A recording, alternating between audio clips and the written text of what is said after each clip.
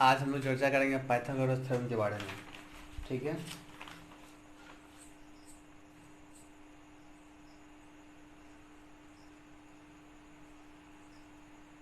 Pythagoras theorem.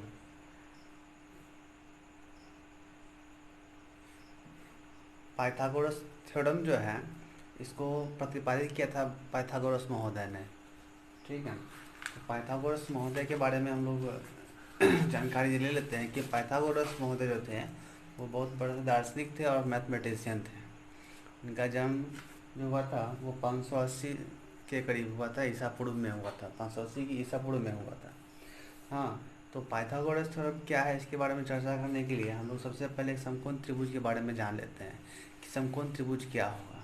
ठीक है, अर्थात राइट एंगल ट्रायंगल क्या होगा। तो एक ऐसा ट्रायंगल, एक यानी एक ऐसी त्रिभुज जिसका एक कोई कोण 90 डिग्री का अर्थात समकोण होगा। एक ऐसा त्रिभुज जिसका कोई एक कोण क्या होगा, समकोण होगा।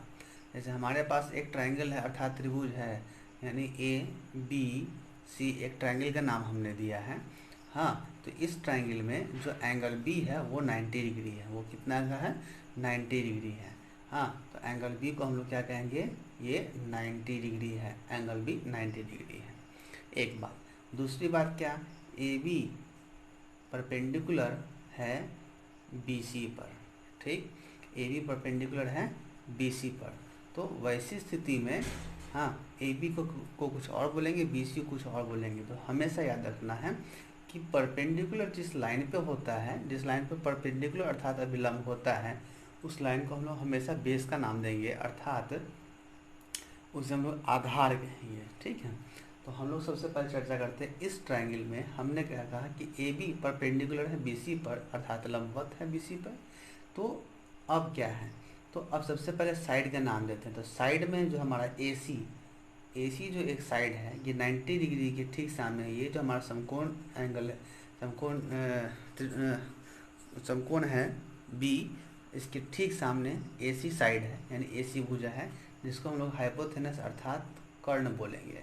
मतलब ए सी जो हो जाएगा वो क्या हो जाएगा, हाइपोटेन्यूज हो जाएगा। क्या होगा, ये हाइपोटेन्यूज हो जाएगा। HYPOTENUS, हाइपोटेन्यूज हो जाएगा, जिसको हिंदी में हम लोग बोलेंगे कर्ण। ठीक, अब हमने क्या कहा, बी सी हो जाएगा बेस, मतलब आधार। मैं हिंदी और इंग्लिश दोनों में बता रहा हूँ, ध्यान देंगे। और ए बी क्योंकि अविलंब है, ए बी क्या है, अविलंब है, इसलिए ए बी को हम लोग इंग्लिश में बोलेंगे परपेंडिकुलर, PERPENDICULAR, परपेंडिकुलर मतलब लंब का नाम देंगे। ठीक है, यहाँ तक समझ में आया। अब चलते हैं आगे। अब देखते हैं क्या कि पाइथागोरस थ्योरम क्या कहता है। तो पाइथागोरस थ्योरम के अनुसार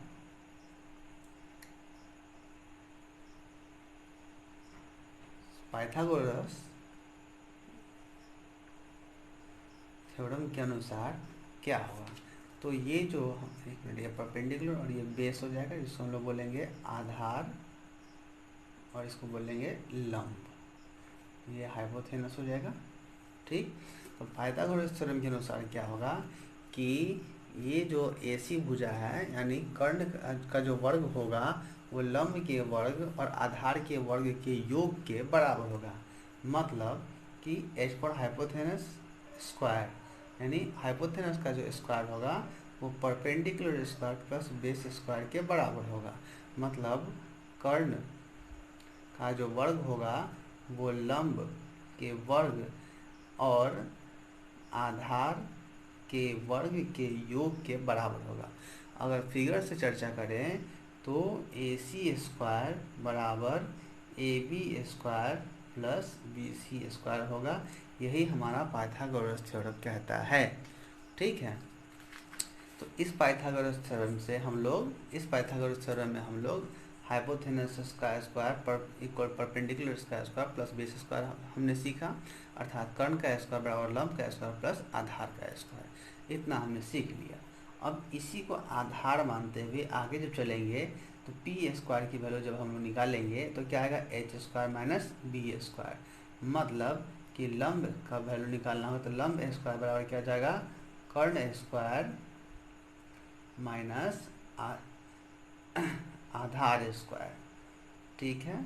उसी को आगे जब बढ़ाएंगे, अगर हम लोग को बी स्क्वायर की वैल्यू निकालनी होगी तो क्या हो जाएगा, H square minus p square, मतलब आधार का स्क्वायर वर्ग बराबर कर्ण का वर्ग माइनस लंब का वर्ग। आशा आपको समझ में आया होगा, ठीक है। अब हम लोग चलते हैं आगे। तो इससे आगे जब इसको कैरी करेंगे तो h बराबर root under p square plus b square आ जाएगा। यहाँ पर ये रूट जो 2 है, इस पर जाने पर रूट 2 में रूट 1/2 में बदलेगा, जिसकी वैल्यू रूट होगी। उसी प्रकार जब इसको आगे बढ़ाएंगे, यानी p की वैल्यू जब निकालेंगे तो root under H square minus B square आ जाएगा, ठीक है। उसी प्रकार अगर b की वैल्यू निकालेंगे तो root under H square minus p square आ जाएगा, ठीक है। यहाँ तक तो समझ में आया। अब चलते हैं आगे। अब हम लोग बात करेंगे इस पर बनने वाले क्वेश्चंस के बारे में, ठीक है। तो पहला क्वेश्चन देखते हैं कि कोई एक ट्रायंगल है, ठीक है। कोई एक ट्रायंगल हमारे सामने दिया हुआ है, अर्थात एक त्रिभुज दिया हुआ है पी क्यू आर, कोई एक त्रिभुज है जिसका क्यू जो है ये 90 डिग्री का कोण बनाता है, अर्थात क्यू जो है ये समकोण हो जाएगा। तो हमें जो हमारे पास जो प्रश्न है वो है क्या, क्यू आर की जो वैल्यू है, क्यू आर 3 सेंटीमीटर है, पी क्यू जो हो गया ये 4 सेंटीमीटर हो जाएगा। बताइए कि पी आर की वैल्यू क्या होगी, ठीक है। तो पी आर की वैल्यू, यही पी आर की वैल्यू निकालनी है हमें। तो हम जानते हैं कि कर्ण के स्क्वायर बराबर क्या होता है, मतलब कर्ण बराबर क्या होता है, तो लंब स्क्वायर प्लस आधार स्क्वायर, दोनों का दोनों रूट अंडर में योग हो जाएगा। मतलब कि पी आर का square equal P Q square plus Q R square, Pythagoras theorem से, ठीक। अब आगे चलते हैं। तो पी आर की जो वैल्यू आ जाएगी ये हो जाएगी root under P Q square plus Q R square, ठीक है। तो पी क्यू जो हो जाएगी वो कितनी हो जाएगी, पी क्यू है 4 सेंटीमीटर की होल स्क्वायर प्लस 3 सेंटीमीटर का होल स्क्वायर, ठीक है। अब इसका स्क्वायर जब करेंगे तो 16 centimetre square plus 3 centimetre square, ठीक है। आगे जब बढ़ाएंगे तो 3 का स्क्वायर 9 हो जाएगा, तो 16 9 25 सेंटीमीटर स्क्वायर। तो हम जब इसका वर्ग निकालेंगे, वर्गमूल निकालेंगे तो हो जाएगा कितना, 5 सेंटीमीटर। इसलिए पी आर की जो वैल्यू आई हमारी कितनी आ गई, 5 सेंटीमीटर। यानी इस फिगर में हम देखेंगे कि अगर ये 4 सेंटीमीटर है, ये 3 सेंटीमीटर है, तो ये कितना आ जाएगा हमारा, 5 सेंटीमीटर आ जाएगा, ठीक है। अब चलते हैं दूसरे प्रश्न की तरफ। दूसरा प्रश्न क्या है, दूसरा प्रश्न ये है कि एक त्रिभुज फिर से लेते हैं हम लोग। एक त्रिभुज लिया, हाँ, ए बी सी नाम दिए, जहाँ पर ए जो है ये समकोण हो जाएगा। अब इसके सामने यानी बी सी जो हो जाएगा ये कर्ण हो जाएगा, ए सी अभिलंब है ए बी पर, तो ए सी जो हो जाएगा ये परपेंडिकुलर अर्थात लंब हो जाएगा, और ए बी बेस हो जाएगा।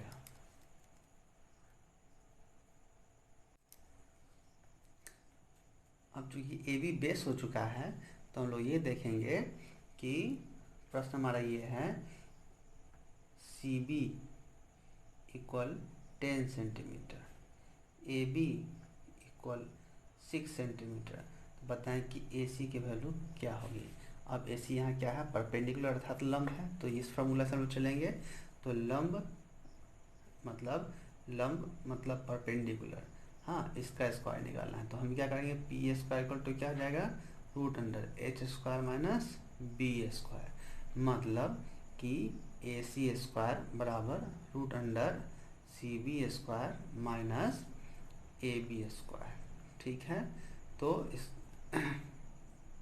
सॉरी ये नहीं होगा, स्क्वायर नहीं होगा, यहाँ से स्क्वायर नहीं होगा। तो ए सी की वैल्यू इतनी आ जाएगी।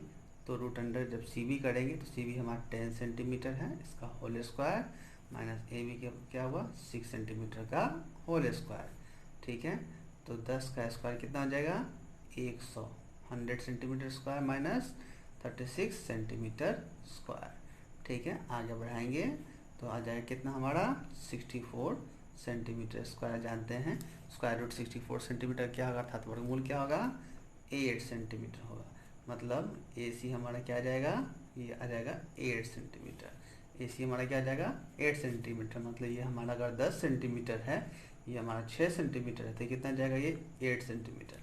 आशा है आपको पाइथागोरस थ्योरम ठीक से समझ में आ गया होगा।